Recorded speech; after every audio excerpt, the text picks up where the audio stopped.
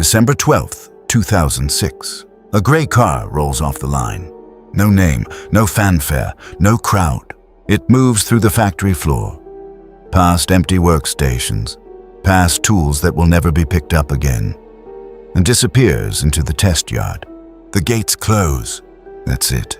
No speeches, no cameras, no flowers. Peugeot banned every journalist from setting foot inside that day.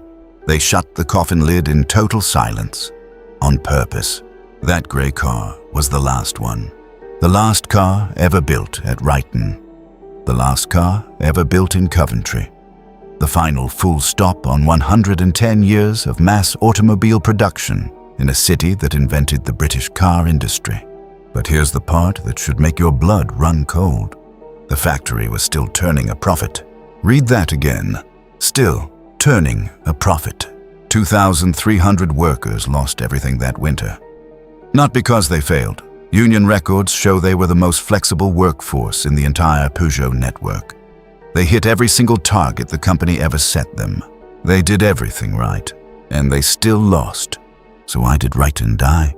The answer starts in 1939, when this site wasn't built to make cars at all.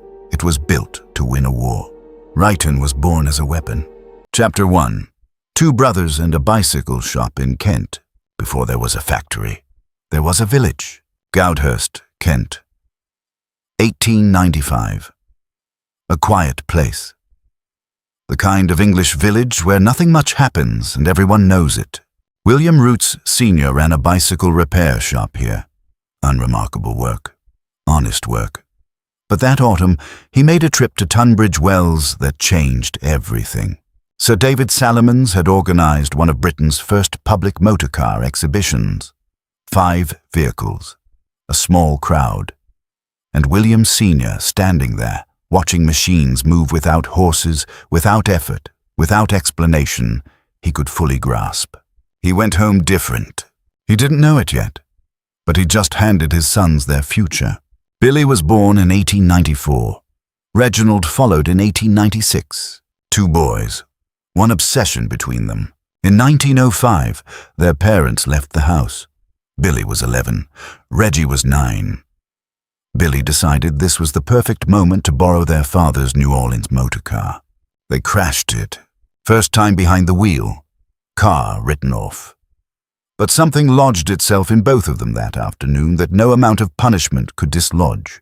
Billy went to Cranbrook School. Bright, restless, never quite where his teachers wanted him to be. When he left, his father arranged an apprenticeship at Singer in Coventry, one of the great names in early British motoring.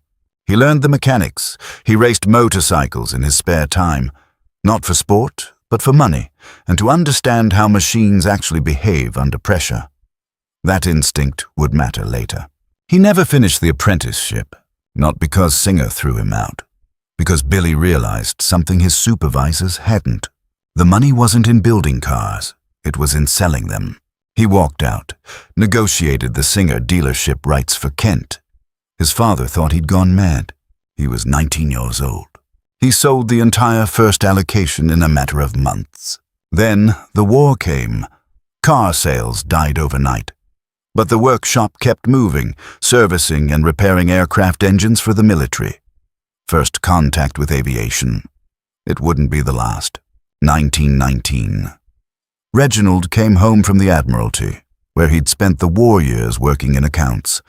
Precise, methodical, careful in ways Billy simply wasn't.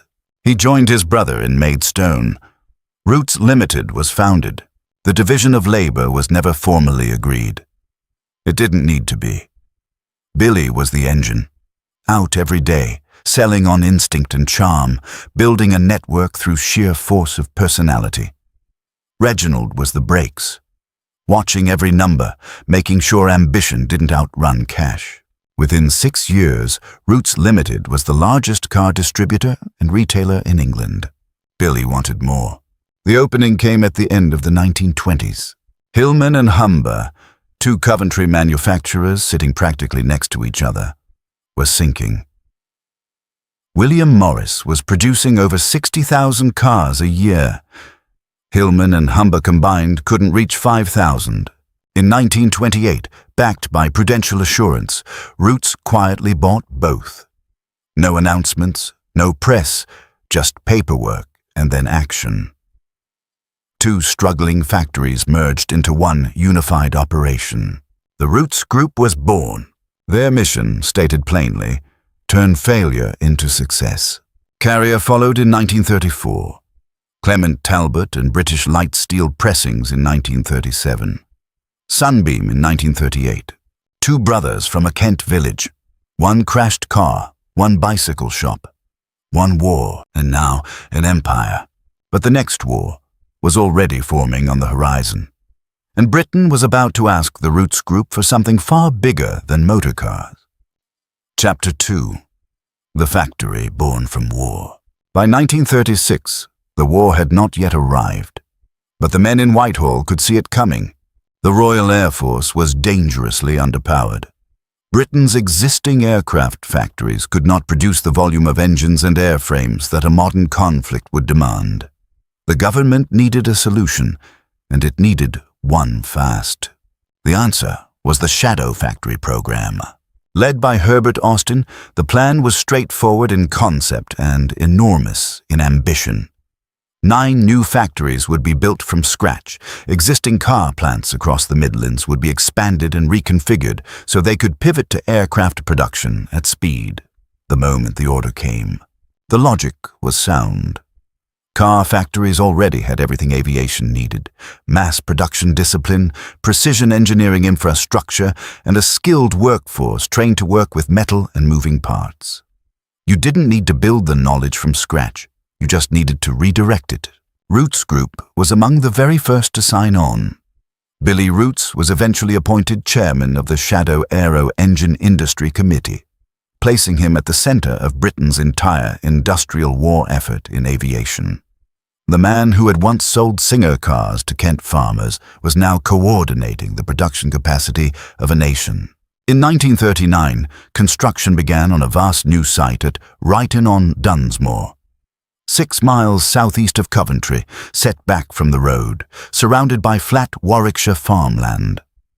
Operational by 1940, its mission was clear: manufacture aero engines at scale. Ryton was designated Government Shadow Factory No. 2. Its principal product was the Bristol Hercules, a 14-cylinder, air-cooled radial engine producing up to 1,650 horsepower. The Hercules powered the Handley Page Halifax, one of the RAF's primary heavy bombers, and appeared in at least 24 other aircraft types during the war, including variants of the Lancaster and the Short Stirling. The Shadow model worked through precise division of labor. Ryton handled the rear crankcase, supercharger assembly, and fittings. Daimler made crankshafts and oil tanks. Standard Motor produced cylinder blocks. Rover built connecting rods, pistons, and valves. Austin made the main crankshaft. No single plant built an entire engine. The completed machines were assembled from parts that had never shared the same floor until the final stage: industrial choreography on a wartime scale. Then came the night of November the 14th, 1940. The Luftwaffe sent over 500 bombers, 35,000 incendiaries, 50 parachute mines, more than 1,400 high-explosive bombs, all in a single night. By morning, over 4,000 homes were destroyed, more than 500 people were dead, and the medieval heart of Coventry had ceased to exist. Sir William Roots was appointed to lead the Coventry Reconstruction Committee. He later said it was the most meaningful work of his life. Ryton, 6 miles away, kept running. When peace came in 1945, the scale of the Roots' contribution was almost difficult to state plainly. 1/7 of all bomber aircraft built in Britain, 60% of all armored cars, 30% of all reconnaissance vehicles, 50,000 aero engines manufactured, 28,000 damaged engines repaired, 12,000 military vehicles overhauled, 20,000 Allied vehicles assembled and dispatched. These are not footnotes. This is the record of an organization that redirected itself entirely, not over years, but over months, and held that pace for half a decade. The war was over. The question now was simple and enormous. What do you do with a factory this size, built for a purpose that no longer exists? The answer came almost immediately. Ryton would not be dismantled. It would be converted, transformed from a wartime engine plant into the production heart of Rootes Group's peacetime ambitions. A temporary instrument of war would become the permanent home of a motor industry empire. The first cars rolled off the line in 1946. Ryton had been born to help win a war. Now it would be asked to help build a nation's prosperity. Whether it was ever truly built for that second purpose, that is a question the next 60 years would slowly and painfully answer. Chapter 3. The Golden Age. In 1946, the guns had been silent for less than a year. At Ryton, machinery that had spent 5 years building Bristol Hercules engines was retooled and set to an entirely different purpose. The first cars rolled off the line, the Hillman Minx and the Humber Hawk. No ceremony, just production, beginning again. The portfolio was deliberately structured. Hillman served the everyday buyer, practical, affordable, reliable. Humber sat at the upper end, supplying saloons and limousines to government departments and those who wanted to arrive with quiet authority. Sunbeam carried the sporting identity of the group. Comer and Carrier handled commercial vehicles. Each brand had its lane, each lane had its purpose. From the very beginning, Rootes looked outward. While many British manufacturers focused on rebuilding domestic sales, Rootes pushed exports harder and earlier than almost any rival. By the early 1950s, foreign markets accounted for 70% of total production. At a time when Britain was still rationing food, Ryton was supplying cars to the world. The results were remarkable. For a period after the war, the Hillman Minx became the best-selling imported car in the United States, a market that humbled far larger manufacturers than Rootes. In 1946, the company became the first British manufacturer to open an assembly plant in Australia. New Zealand followed. South Africa followed. Billy Rootes himself traveled constantly, meeting dealers, negotiating terms, pressing flesh in showrooms from Sydney to Johannesburg. He understood that a car company without global reach was a car company with a ceiling. Then came 1959 and the Sunbeam Alpine. Low, elegant, open to the sky. The Alpine found its audience immediately. But it found its legend in 1962, when a silver Alpine convertible appeared on cinema screens worldwide, driven by a British secret agent on the mountain roads of Jamaica. Dr. No, the first James Bond film. The Alpine was the first Bond car in cinema history. No marketing campaign could have delivered what that single scene delivered overnight. By 1960, Rootes held 11% of the British car market. Third place, behind only Ford and BMC, the highest position the company had ever reached. It was also, though no one knew it yet, the highest it would ever go. Because that same year, a trap was being set. The Mini had arrived in 1959, priced at £496, with front-wheel drive and a transverse engine that made everything else look like it belonged to a previous century. It changed what buyers expected from a small car, and left Rootes without an answer in the segment growing fastest. The response was Project Apex, eventually the Hillman Imper. Technically impressive, a rear-mounted 875 cubic centimeters aluminium engine derived from a Coventry Climax unit, front disc brakes, an all-new transaxle. On paper, more sophisticated than the Mini in several respects, but building it required a new factory. And here, a government policy decision set in motion consequences that no one inside Rootes fully understood at the time. The plant could not be built in Coventry. Under Industrial Development Certificate rules, it had to go to a region of high unemployment. In September 1960, the announcement came. Linwood, Renfrewshire, Scotland. over 300 miles from Coventry, from the supply chain, from 3 decades of accumulated automotive expertise.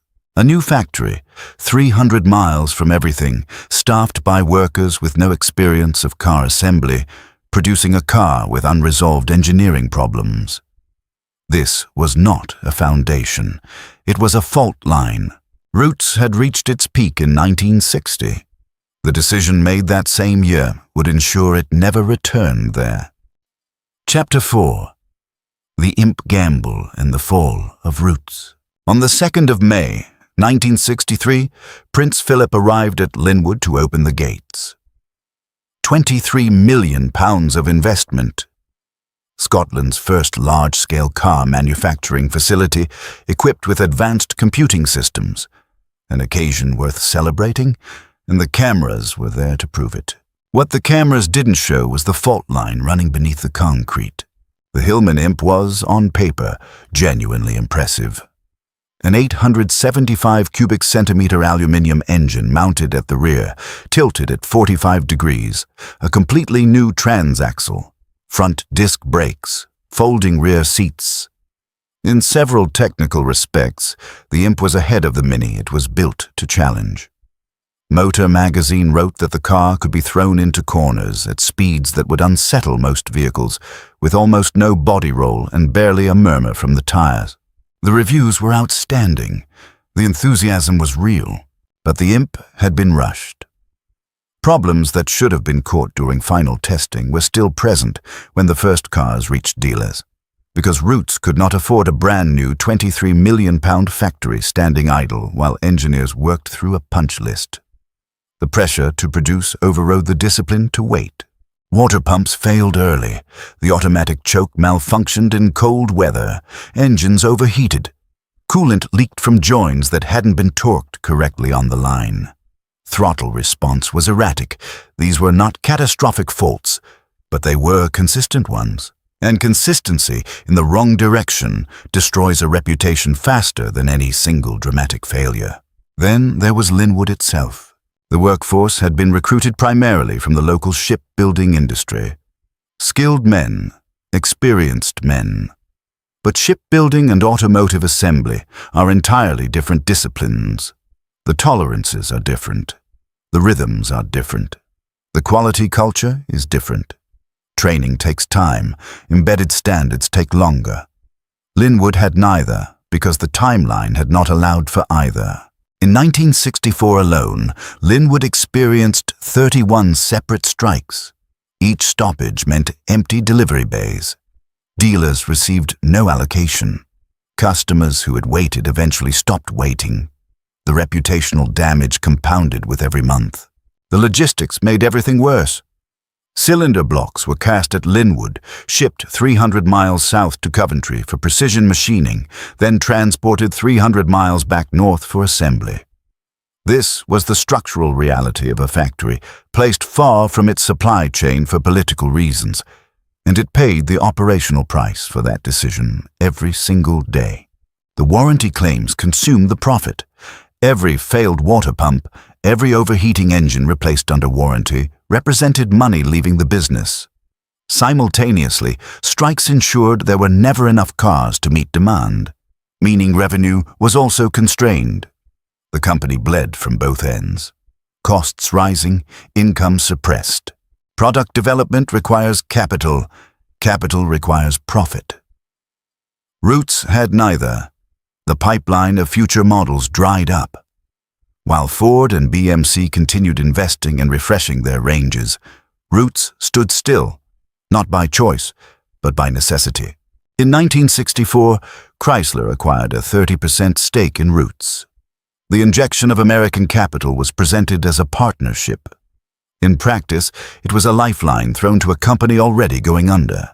That same year, Billy Roots died. He did not live to see what came next.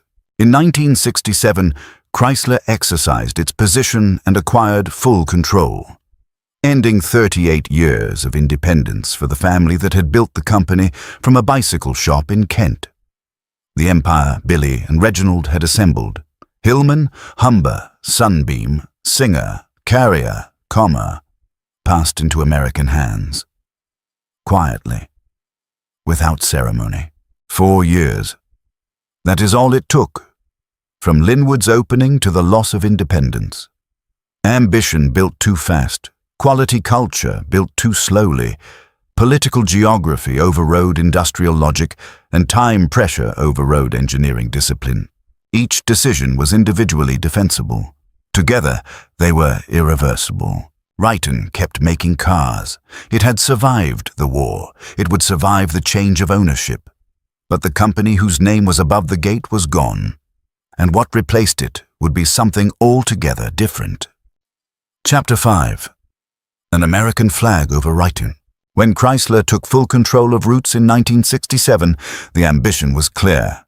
The Americans wanted a European foothold to compete with Ford and General Motors, both of whom had spent decades building integrated continental operations. Chrysler's answer was a 3-country structure: Roots in Britain, Simca in France, Barreiros in Spain. On paper, a credible plan. In practice, it never came together. The structural problem appeared almost immediately. Chrysler in the late 1960s was fighting for survival in the United States. Squeezed between Ford and GM in a market that rewarded scale above everything. When resources tightened at home, the European operations were first to feel it. Research and development budgets were cut. Investment in new models was deferred. The pan-European strategy quietly lost its funding. One by one, the names Billy Roots had spent his life building were retired. Singer ended in 1970. Humber, the brand that had carried prime ministers, that had represented the quiet authority of British institutional life, was discontinued in 1976. Sunbeam survived only under the Chrysler name, stripped of its identity. Of the entire original Roots portfolio, Hillman alone remained as a recognizable mark by the mid-70s.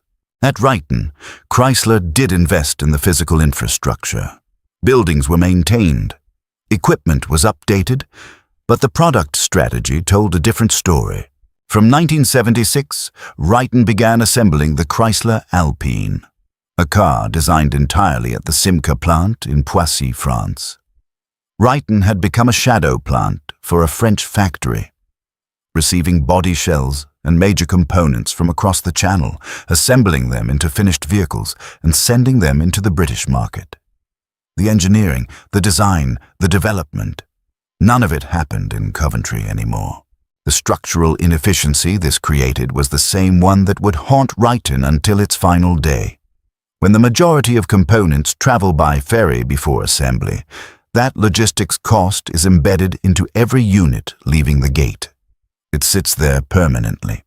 A fixed penalty, making the plant's economics worse than any factory building the same car closer to its supply chain. By 1975, losses at Chrysler UK had become severe enough that the British government intervened. Public money was committed to keeping the operation alive. What it produced in terms of new product was modest. The Chrysler Sunbeam, launched in 1977, was essentially a shortened Avenger. Facelifts were applied to the Hunter and Avenger. Nothing genuinely new entered the range. A government had used taxpayers' money to preserve jobs at an American-owned plant, and received warmed-over versions of cars that already existed. Then came Lee Iacocca. Appointed Chrysler's chief executive in 1978, Iacocca inherited a corporation in acute financial crisis. Chrysler, in America, was close to insolvency. Every non-essential asset had to go. And Chrysler Europe, with its accumulated losses and structural inefficiencies, was exactly that. On the 10th of August, 1978, PSA Peugeot Citroën acquired the entirety of Chrysler Europe. Every factory, every brand, every worker, Ryton, Linwood, the plants in France and Spain, all of it for a nominal price of $1. The full picture was more complex. PSA absorbed around $200 million of existing debt, and Chrysler received a 15% stake in PSA in return. But the headline remained. One of America's largest corporations had sold its entire European automotive operation for the price of a single banknote. It was the most humiliating disposal of industrial assets in the global car industry up to that point. At Ryton, the news arrived with a complicated mix of emotions. Relief, because the uncertainty was over. Concern, because a French company now held the keys. The questions were immediate. Would PSA keep the plant? Would they invest? Nobody had answers. But Ryton had survived a war, survived a family collapse, and survived 11 years of American ownership. It would face whatever came next the same way it always had, by keeping the line moving. Chapter 6. Revival under the Peugeot flag. PSA's first decision was a branding one. Rather than immediately stamping Peugeot or Citroën onto the inherited Chrysler range, the French group reached back into automotive history and revived the Talbot name, a British mark from the early 20th century that had been dormant for decades. Overnight, the Chrysler Avenger became the Talbot Avenger. The Chrysler Horizon became the Talbot Horizon. A French company was running a British factory under a resurrected British name. It was an unusual arrangement, and everyone involved knew it was temporary. At Ryton, production continued without interruption. From 1981, the plant assembled the Talbot Horizon, mechanically unchanged from the Simca original designed in Poissy. The inefficient logistics model that had defined the Chrysler years carried straight over. Components crossing the channel, assembly happening in Coventry, the cost penalty embedded in every car. New ownership. Same structural problem. But inside PSA, a more significant decision was being prepared. The group wanted to use Ryton for something real, not as a finishing station for French-designed vehicles, but as a genuine production site for a true Peugeot. The project began at the Engineering Center in Whitley, near Coventry, in 1982. It was initially conceived as the Talbot Arizona, a replacement for the aging Horizon. But as the car took shape, PSA made a parallel decision. The Talbot name on the passenger cars would be retired entirely. The project was renamed. It would launch as the Peugeot 309. In October 1985, the first Peugeot 309 rolled off the line at Ryton. It was a moment of genuine historical significance. The first Peugeot ever manufactured in the United Kingdom.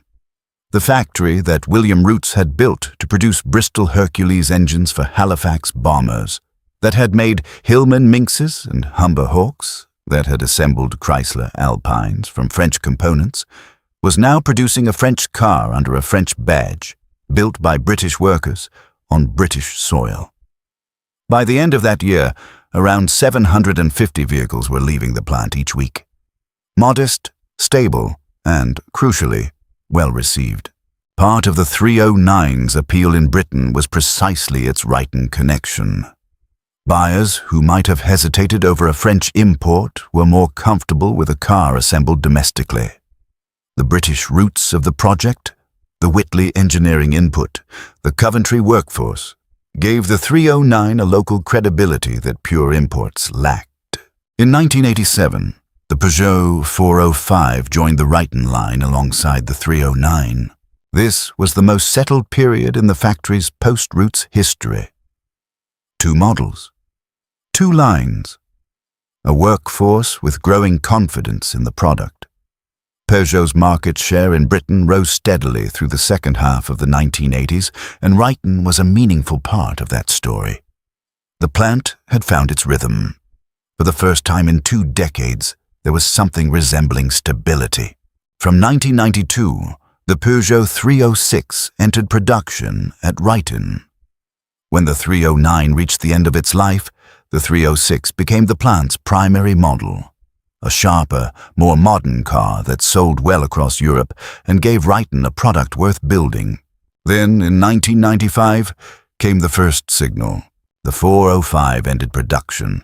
Its successor, the 406, would not come to Ryton. PSA had decided the new model would be built in France. It was not announced as a strategic retreat. It was presented simply as a production allocation decision. But the implication was clear to anyone paying attention. Ryton was no longer automatically in line for the next generation. It would need to earn its place. For 3 years, the 306 carried the plant alone. In 1998, the Peugeot 206 arrived. Launched to the global market that year, the 206 was designed by Pininfarina. Compact, modern, immediately appealing. It became a European phenomenon almost instantly, and demand in Britain was strong enough that PSA made a significant commitment. Ryton would produce the 206 for the UK market and for export. A second production line at the plant was reactivated in the summer of 1998. The first time in many years that Ryton had run 2 lines simultaneously. The workforce expanded. The atmosphere changed. After the quiet anxiety of the mid-90s, there was volume again. There was purpose again. Ryton had been handed a lifeline. What nobody said aloud, not yet, was that the 206 was also the last one it would ever receive. Chapter 7. The Last Peak. The Peugeot 206 arrived at Ryton in 1998 and changed everything. Designed by Pininfarina, compact and economical, the 206 had become a European phenomenon almost from the moment it launched. Across the continent, buyers responded immediately. In Britain specifically, demand was strong enough that PSA made a serious commitment. Ryton would supply the UK market and export to dozens of countries beyond it. For the first time in years, the plant had a product that the market genuinely wanted. And wanted in volume. The line accelerated. The workforce grew. The atmosphere inside the factory shifted in a way that veterans of the Chrysler years and the quiet anxiety of the mid-90s would have recognized as something unfamiliar. It felt, for the first time in a long time, like momentum.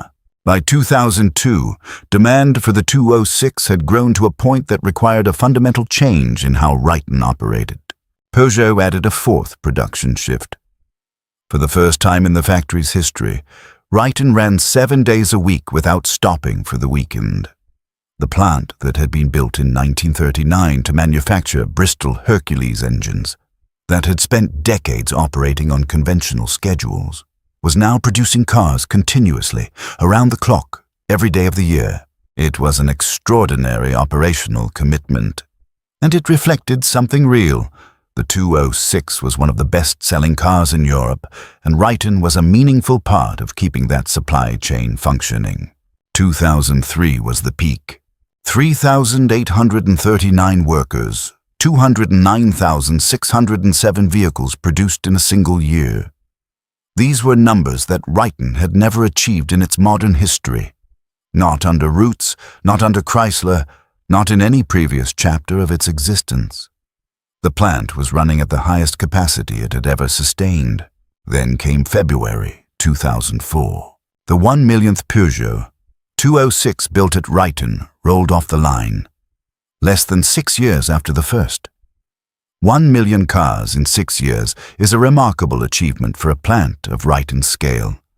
Management and workers gathered on the factory floor for photographs. There were speeches. There was genuine pride. The kind that comes not from ceremony, but from the knowledge that an extraordinary amount of work has been done well by ordinary people over a sustained period of time.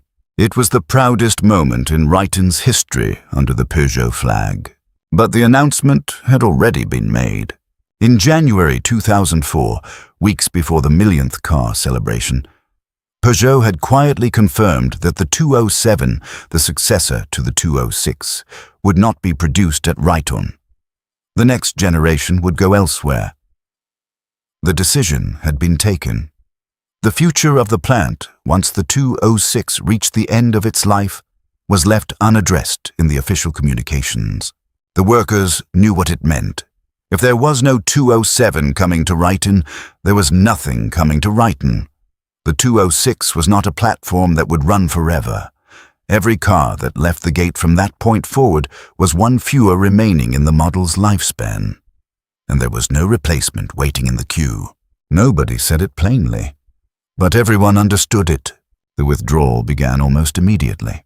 4 shifts became 3 in 2004. 3 became 2 in 2005. Each reduction meant hundreds of redundancies. Not dramatic, not announced with headlines. Just a steady, managed contraction that removed people from the payroll in tranches small enough to avoid maximum political attention. The plant that had employed nearly 4,000 people at its peak was shrinking, methodically and deliberately, toward whatever came next. The underlying problem was one that no workforce, however skilled, and no management team, however committed, could solve. It was structural, it was geographical, and it had been present since the day PSA acquired the plant in 1978. Ryton was too small to achieve genuine economies of scale. Its expansion was physically constrained. Major roads ran along 2 sides of the site, making it impossible to grow the footprint without infrastructure investment that no one was prepared to authorize. And every single car assembled at Ryton carried an embedded cost that the same car built at Poissy did not. Body shells, drivetrains, major sub-assemblies. All of it crossed the English Channel by ferry before it reached the Ryton line. The calculation was precise and damning. Each 206 built at Ryton cost £287 more to produce than an identical car built at the French plant. £287. Multiplied across 130,000 vehicles per year. That is £37 million of excess cost every year, generated purely by geography. No productivity improvement could close that gap. No wage negotiation, no efficiency drive, no investment in tooling could overcome a structural disadvantage built into the location itself. The millionth car had been a genuine triumph, but the arithmetic had already decided what came next. Chapter 8. The Death Sentence. The decision had effectively been made in January 2003.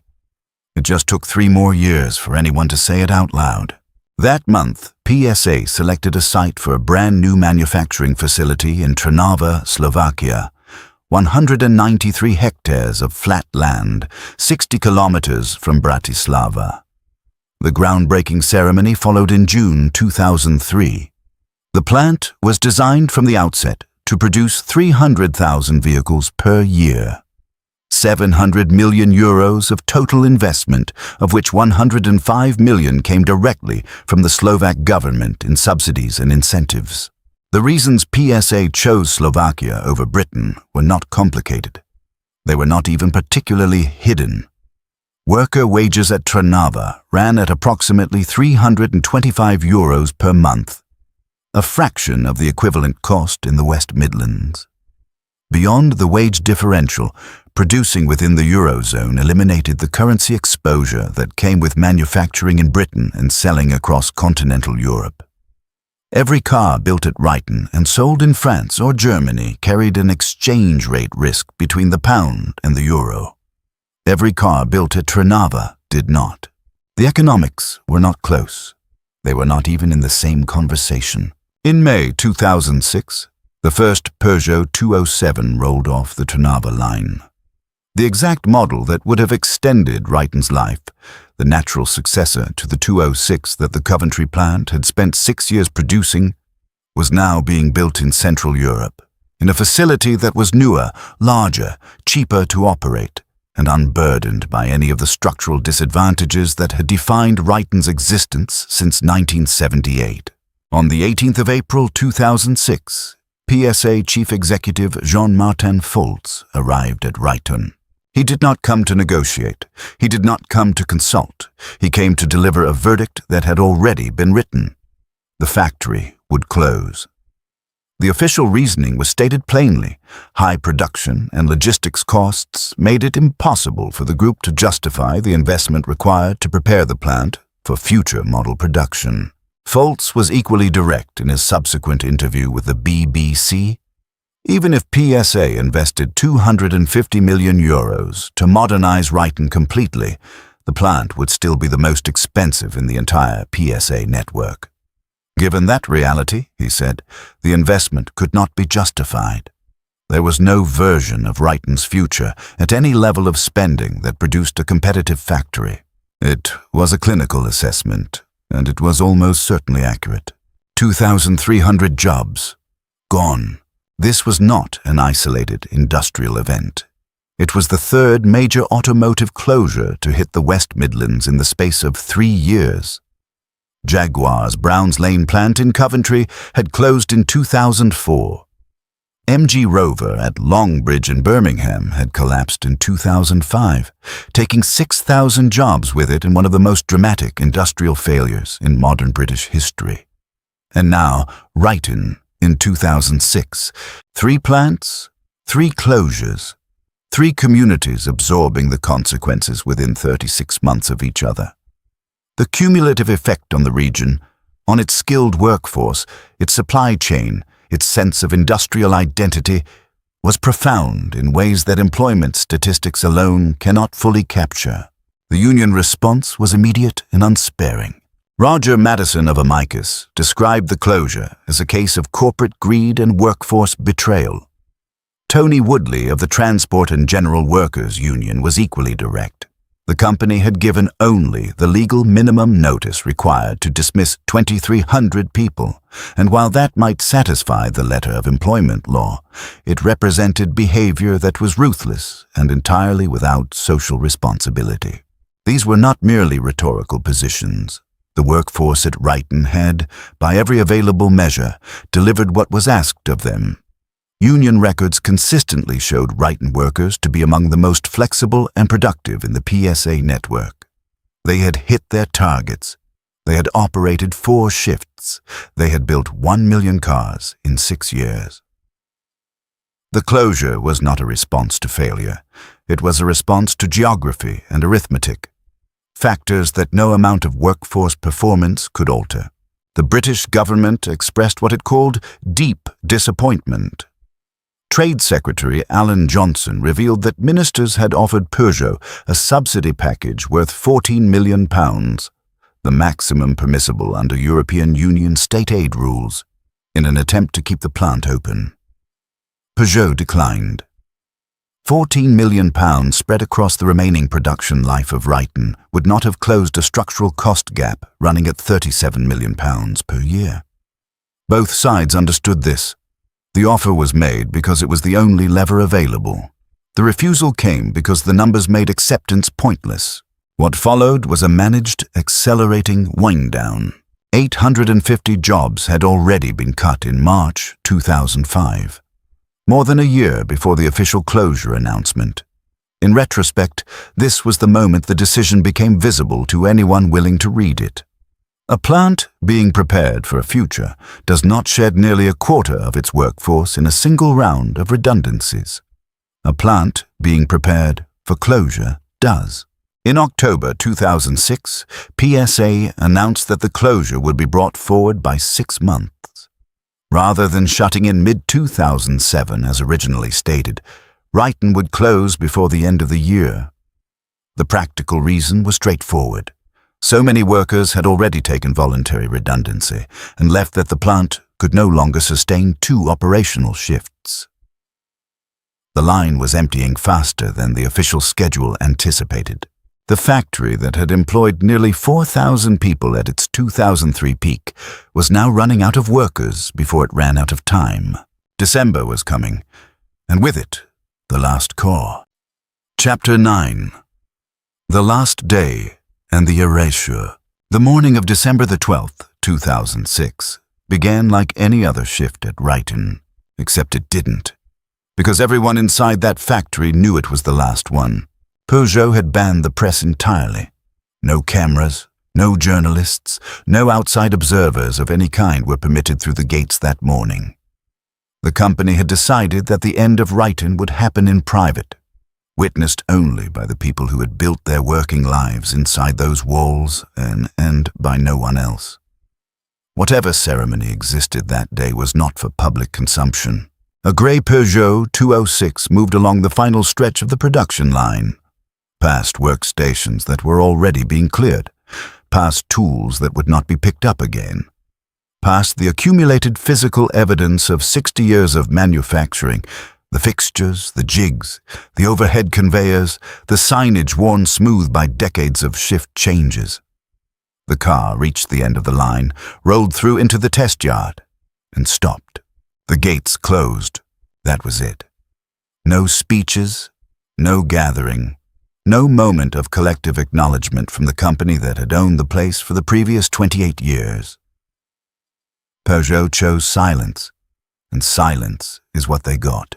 What that grey car represented was almost too large to hold in a single moment. The closure of Ryton ended more than 60 years of car manufacturing on that specific site. From the first Hillman Minx in 1946 to the last 206 in December 2006. But it also marked something larger. Coventry had been building automobiles at industrial scale since 1896, when the city's engineering workshops first turned their attention to the new technology of the motorcar. 110 years, an entire industry, born, matured, and ended in a single English city. After December 2006, there was no mass automobile production left in Coventry. None. The city that had invented the British car industry, that had supplied vehicles to the world, that had produced Hillman and Humber and Sunbeam and Jaguar and Standard and Triumph and Daimler, was out of the business entirely. The grey 206 that ended the line was kept. Someone set it aside as a record of the occasion. It was an ordinary car. No special specification, no commemorative badging, nothing to distinguish it from the hundreds of thousands that had preceded it down the same line. Just a car, the last one. Its current whereabouts are unknown. No museum claimed it. No institution preserved it with any fanfare. It exists somewhere, or it doesn't, and nobody can say with certainty which. For the 2,300 workers who had been on the Ryton payroll, December the 12th was not an ending so much as the beginning of a different and harder chapter. Some found work. Jaguar Land Rover was still operating in Coventry and at Solihull. Aston Martin was running its facility at Gaydon. For workers with transferable skills and the flexibility to travel, there were options. Not equivalent options, not always at equivalent pay, but options. The automotive industry had not entirely left the West Midlands. It had contracted. There was a difference. For others, there was nothing comparable. Men and women in their 40s and 50s who had spent 20 or 25 years on the Ryton line, who knew one trade, in one kind of factory, in one part of England, found that the market had limited use for what they knew how to do. Not because they weren't skilled, because the places that needed those skills had closed, and Ryton was not the only closure they were absorbing. Jaguar's Browns Lane plant in Coventry had gone in 2004. MG Rover at Longbridge had collapsed in 2005, the largest single automotive failure in British industrial history, with the loss of 6,000 jobs in one sudden event.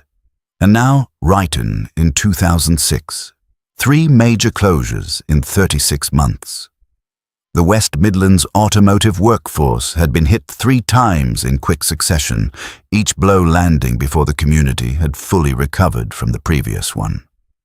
The cumulative damage to incomes, to confidence, to the industrial culture of the region ran far deeper than any single set of redundancy figures could express. In March 2007, the 140-acre Ryton site was sold to a developer, Trendport Investments Limited, for conversion into a general industrial and logistics park. By November 2007, the factory was gone. Not repurposed, not converted. Gone. Every building demolished, every structure removed. The production halls where Bristol Hercules engines had been assembled for the RAF, where the first post-war Hillman Minxes had taken shape, where 1 million Peugeot 206 had been built. All of it cleared to bare ground within 11 months of the last car leaving the line.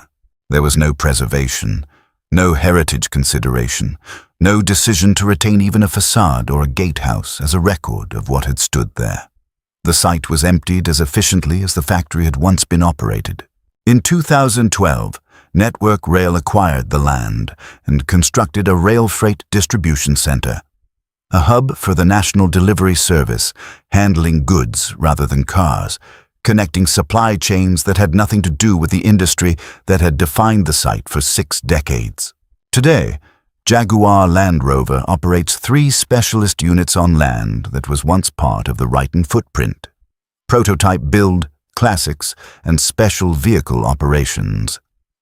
The address used internally is Oxford Road, or DC7. The name Ryton is not used, partly to avoid confusion with the history of the site, partly because the people working there now have no particular connection to what came before. The ground that once absorbed the weight of wartime engines and peacetime cars, where thousands of workers spent their days and their decades, is a logistics hub. Quiet, functional, entirely without memory. 7 decades of manufacturing, 110 years of a city's industrial identity, and now not a single brick remaining to show that any of it ever happened. The erasure is complete. Chapter 10. The Lessons. Why Ryton had to die and what it means. Ryton did not die because the workers failed. That point cannot be made clearly enough or often enough. The people on that line were, by every available measure, among the most productive and flexible in the entire PSA network. They hit their targets. They adapted to 4-shift operations. They built 1 million cars in 6 years. The closure of Ryton was not a verdict on the workforce. It was a verdict on geography, economics, and a series of structural decisions made across 6 decades that no amount of human effort could ultimately overcome. Understanding why Ryton closed matters, not as an exercise in assigning blame, but because the forces that ended it are still operating today, in other industries, in other cities, and the patterns are recognizable if you know what to look for. The first lesson is about scale. Ryton was never large enough to be genuinely efficient. At its peak in 2003, producing just over 200,000 vehicles in a year, it was operating at a fraction of the output that modern automotive economics demand. A plant in the PSA network capable of 300,000 units annually starts with a fundamental cost advantage over one producing 200,000. And the gap compounds across every fixed cost the factory carries. But the scale problem at Ryton was not just about volume, it was about position. When PSA acquired the plant in 1978, Ryton inherited a supply chain centered in France. Body shells, drivetrains, and major sub-assemblies crossed the English Channel before assembly began. Only 12.5% of a Ryton-built car's component value was actually sourced in Britain. The rest arrived by ferry. That single fact reframes what Ryton actually was in its final decades. It was not, in any meaningful industrial sense, a British car factory. It was a French assembly operation located on British soil, carrying the full cost of channel logistics on every unit it produced, permanently, with no structural remedy available. The £287 per car cost penalty was not a management failure. It was geography. And geography, unlike productivity, cannot be negotiated away. The second lesson is about the movement of manufacturing in a globalized world. Slovakia joined the European Union in 2004. With accession came access to the single market, the ability to manufacture within the EU's regulatory framework, ship goods without tariffs across the continent, and sell into every European market on equal terms. The wage differential between Trnava and Ryton was not a temporary anomaly. It was a structural feature of European economic integration that was entirely predictable, entirely legal, and entirely rational from a corporate planning perspective. This is the pattern that repeats across industrial history. Manufacturing moves toward lower costs. It stays until costs rise. Then it moves again. The textile industries of northern England moved to Asia. The electronics assembly of Western Europe moved east. The automotive production of Britain moved to Central Europe. The companies making these decisions are not acting irrationally. They are responding to incentives that exist because societies, through trade agreements, development policies, and investment subsidies, have chosen to create them. The question this raises is not whether globalization produces winners and losers. It demonstrably does. The question is what obligation, if any, exists toward the communities that become the losers, and whether the political and economic frameworks that enable these decisions are adequately accounting for the human cost they generate. The third lesson concerns the price of political decisions in industrial matters. The Linwood story and the Ryton story are separated by 40 years, but they share a structure. In 1963, a government policy forced Roots to build a factory 300 miles from its supply chain in order to address unemployment in Scotland. The factory failed. The company collapsed. The jobs were lost in both Coventry and Scotland. Political geography overrode industrial logic, and the industrial consequences were severe. In 2006, the British government offered Peugeot £14 million, the maximum permissible under EU state aid rules, to keep Ryton open. Peugeot declined. Not because £14 million is a small sum, but because £14 million spread across the remaining production life of a plant, losing £37 million of competitiveness per year, is not a solution. It is a gesture. The structural cost gap that geography had created was beyond the reach of any subsidy that a government operating within EU rules could legally offer. This is not an argument against government intervention in industrial matters. It is an argument for intervening earlier, more strategically, and at the level of structural competitiveness rather than emergency rescue. By the time a plant reaches the point where closure has been decided and a subsidy offer is the only remaining tool, the intervention is almost always too late. The fourth lesson is the hardest one for anyone who cares about loyalty and craft. The Ryton workforce did everything right. Their flexibility, their productivity, their willingness to operate 4 shifts and 7-day weeks. All of it was real, and all of it was recognized. The union assessments were not propaganda. By measurable performance standards, these were excellent workers in a well-run plant. It made no difference, because loyalty and craft and 60 years of accumulated manufacturing knowledge do not appear in the spreadsheet that a corporate planning team in Paris uses to allocate future model production. What appears in that spreadsheet is cost per unit, logistics overhead, capital investment required, and projected return. Ryton's numbers in those columns were worse than the alternative. That was the entirety of the analysis that mattered. This is not a cynical observation. It is simply a description of how large industrial organizations make capital allocation decisions. Understanding it does not require approving of it. The fifth lesson belongs to Coventry itself. The city that invented the British motor industry no longer has one. After December 2006, there was no mass automobile production within the city boundaries. Land Rover remained at Solihull. Jaguar continued at Castle Bromwich. Aston Martin operated at Gaydon, all of them outside Coventry, all of them carrying a heritage that Coventry's workers and engineers helped build, but none of them any longer inside the city that built them. What happens to a place when the industry that defined it for a century is gone? The question does not have a clean answer.